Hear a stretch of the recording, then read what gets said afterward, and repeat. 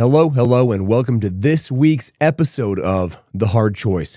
Simple steps for showing up. My name is Brad Draper. I'm grateful to be with you, and what a treat I have for you. This is going to be a good one. I may look tired. It's because I am tired. I may have woken up at 4:45, my normal time. I may have went to bed last night pretty late. I may have slammed my workout, and I may have taken a nap by 8:30. 8:45 this morning. I took a 30-minute nap. Why? I want to talk about this for a brief second before we get going into what I want to talk about. So often we hear, or I've had the question, what conversation do you have in the morning? Like when you wake up, what conversation do you have in your mind to get you going, to get you to the gym, to get you on the commitments you know you made versus just hitting snooze or going back to bed? Well, that conversation has long gone from me. This last week, it's been a wild ride of a week, which we will cover today. But I've had it more than once where I am trying to talk myself into getting back into bed. The reverse of your most people's conversations. With that being said, my conversation as of late has been, you're unbelievably tired, your body needs rest, get back in bed, and work out later. We're coming up on summer for our kids. One of our kids is out of school for the summer. Our other kid is out this week, as of their time of this recording at least. I have the ability to go to the gym a little bit later than normal. However, that will throw off our entire morning routine. My sons wake up at 5:30. They have their whole life. They're very early risers. And so I get to the gym before they get up. And my wife helps them out of bed, and then she goes to the gym, and I do their breakfast and change their clothes and do all those things. We have a very strict morning routine, and it is so strict, in fact, I didn't realize how strict it was. It's just what I do. It's just one of those things. It's what you do, right? I had a friend come with me to the gym, and he came up 15 minutes later than I had planned on leaving. There was some miscommunication on my part there. He got up 15 minutes later, and we had to rush to the gym, and I informed him we got to the gym 15 minutes after our normal time, and I had to inform him we will sprint this workout because we now have a 50-minute window to get it done. We normally have a little over an hour. We now have 50 minutes to crush a little over an hour routine. So it is funny when I think about the morning routine and what needs to take place. And so this morning it was the same thing. I got up at 4:45, unbelievably tired. And at the time of this recording, it's Sunday. So I got up at my normal 4:45, and I tried to convince myself to get back in bed because I would have the ability to go to the gym a little bit later. But then I go through the entire morning on how much that would offset everything. So I decided to I decided to allow myself to take a nap a little later. I got all the morning stuff done, breakfast done, kids in clothes, all the things. My wife was at the gym, and I took a 30-minute nap. And then 50 milligrams of caffeine, and here we are. Let's go. This last week was a wild ride, as I had mentioned. And it was so fun. I haven't had a week this fun and this resourceful in quite some time. Let me recap this week for you a little bit. Monday, I had the privilege and honor of mentoring and teaching this next round of TEDx speakers. I was requested, for those that don't know, I spoke TEDx almost 2 years ago. And I was requested by the original license holder and the new license holder to come and speak, educate, speak life into, and build up this next round of speakers. And that was so cool. That was so fun and honoring to be able to do that for those people, for those speakers, and help them curate their message and curate their energy so they can transpose that on stage and change lives. Follow that Tuesday. I was blessed to go back to the prison. I was in the prison a week and a half ago for an all-day event. Our group had graduation, the entrepreneurs in training there through the program CEO of Your New Life, had their graduation for the first cohort. It was cohort 2's kickoff. and how cool that was. Oh my goodness. There was 5 of us mentors and 55 EITs.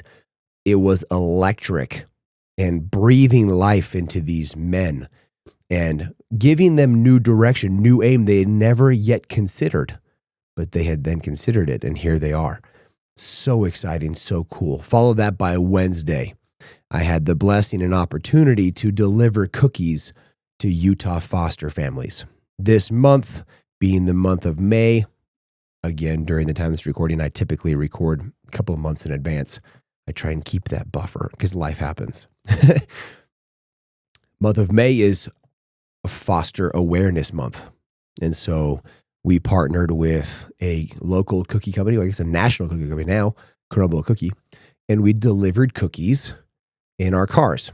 I was being one of the only ones not in a supercar, but it was still fun nonetheless to get out, to serve, to love, to smile, to have conversations with those heroes that show up for other people. I want you to really think about people that foster. This is children that need a home for whatever reason, and the community steps up, steps in, and raises them. They become their parents for a brief moment in time when they have a need. We fostered a dog earlier this year. Its owner passed away unexpectedly, and they needed to find a new home for him.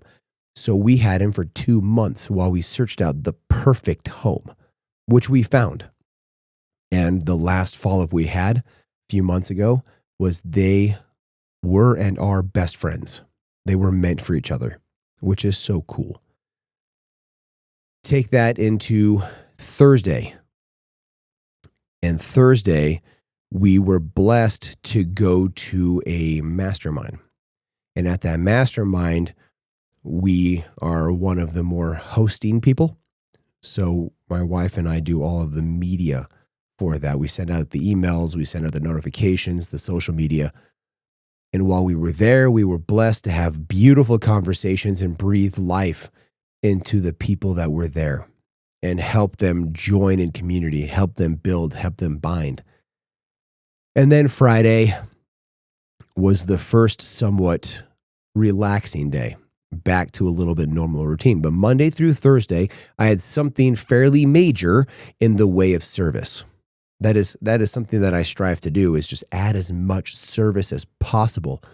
But what I want to get across is, how much are you serving other people? How much are you getting out of yourself to help people? I wasn't paid for any of these things. In fact, I donated my time, donated my resources, donated my energy and my capacity to help further other people and their goals, their trajectories, what they're trying to accomplish. Because of that, like I said in the very beginning, this was probably one of the most fun, exciting, energetic, electric weeks I've had in quite some time. Now, I have these days that I try and pepper throughout my week and throughout my month amongst the monotony of the day-to-day. And my day-to-day is very different each and every day. There is nothing mundane about my day. It's something unique, new, and different every single day. But during this time, I found joy and resource and rejuvenated efforts. Beyond that, I started a new project that I have wanted to do for many years. And there will come a time where I'll announce what that project is once it's further down the road and well on its way.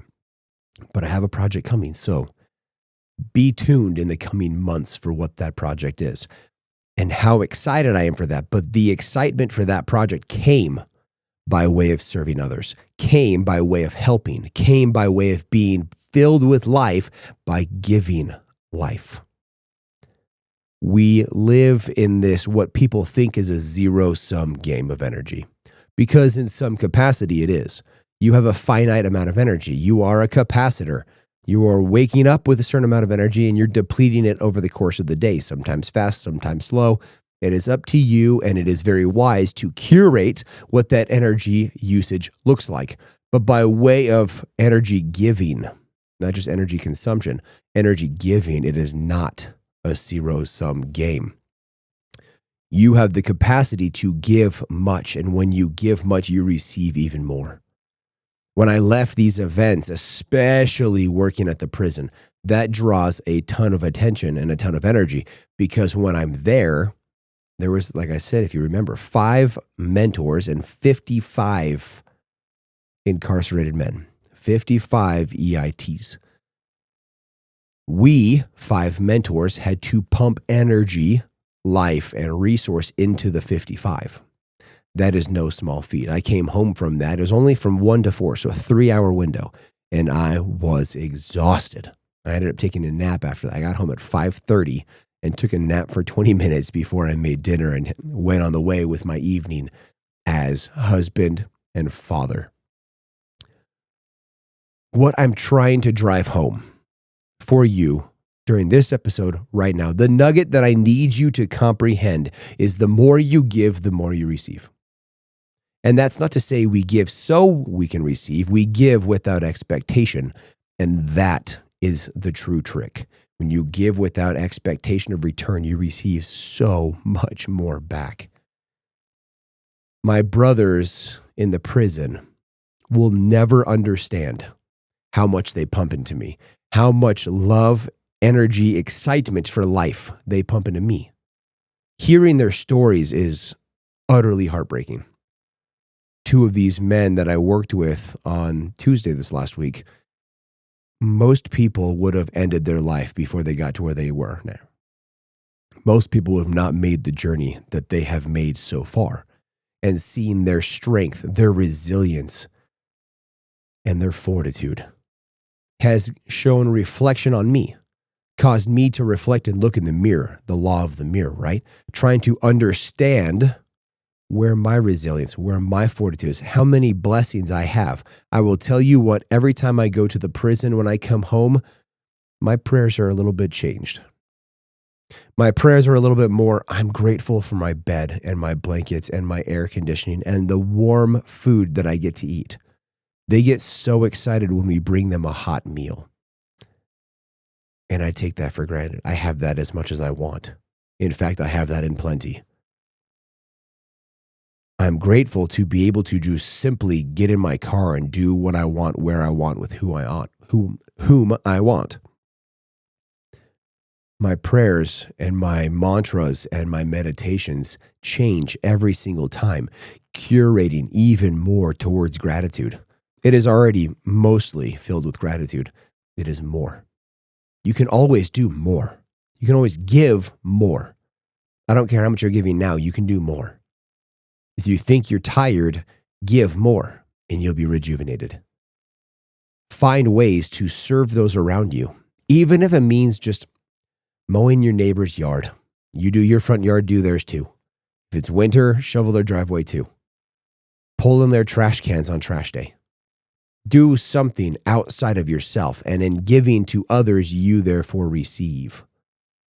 It is such an interesting and important law, the law of reciprocity, that I'm trying to not nuance, but very much so hammer into your brain. As you give, you receive.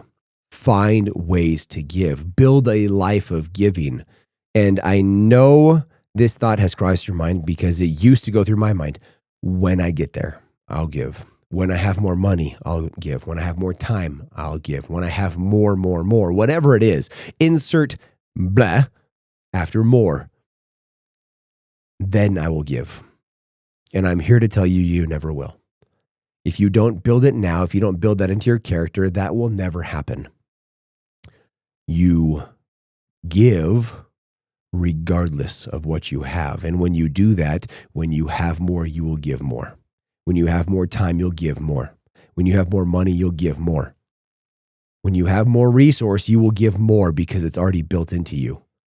You will continue doing the things that you have done in larger capacity.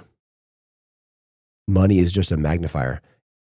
Time is a magnifier. These things are magnifiers on who you are. It is time to put down the excuse and start showing up for others. Until you do that, you will never win. Mark my words. Even if you make money, even if you get time, you're still not winning. Because it's all about giving. And to finish off this episode, I was standing next to the host of the cookie delivery. He was the one that organized the entire thing and made it happen. He himself, prior to making all his money, and he's a 10-figure man now, but he's hosted 6 kids as a foster parent. It's either 5 or 6. That's why he's so passionate about Utah Foster. He has fostered 5 or 6 kids, even when they didn't have much. He has always been giving, and we were standing talking and looking around. He said, man, isn't this so cool? Isn't this just so amazing? And keep in mind, we had, I don't know, a lot of millions of dollars of cars around us because I was, like I said, one of the only people not in a supercar or a hypercar delivering cookies. That was kind of the point, is doing it in fun cars. And while I still have a fun car, it's not a hypercar or a supercar. But he wasn't pointing to the cars. He was pointing to the cookies and all the routes and all the people walking up to deliver cookies, to donate their time. They could have done anything else with a random Wednesday evening. But instead, they chose to be with us, delivering cookies to families hosting foster kids. And that is such a beautiful thing. I don't know if you've ever been to a funeral and heard of a eulogy when people talk about their houses or their cars or how much money they had. I never have. But I have been to funerals where the eulogy talks about how much that person gave, how much they loved, how much they served, how good and loving and resourceful of a person they were. Not what they had, but what they gave. I want you to think about that. I want you to think about how much you're giving with what you have right now, and then make plans to give more. Whatever you're giving now, do more. And you'll find true joy and happiness therein. That is what I have for you. You can find me on socials, Mr. Brad Draper. Share this episode with your friends and your family. That is the only way it grows. It is so fun to see it go around the world, because it is. And that's because of you. So I thank you for that. Like this thing, subscribe to it, download it for future listenings. Until next week, I love you guys. Bye.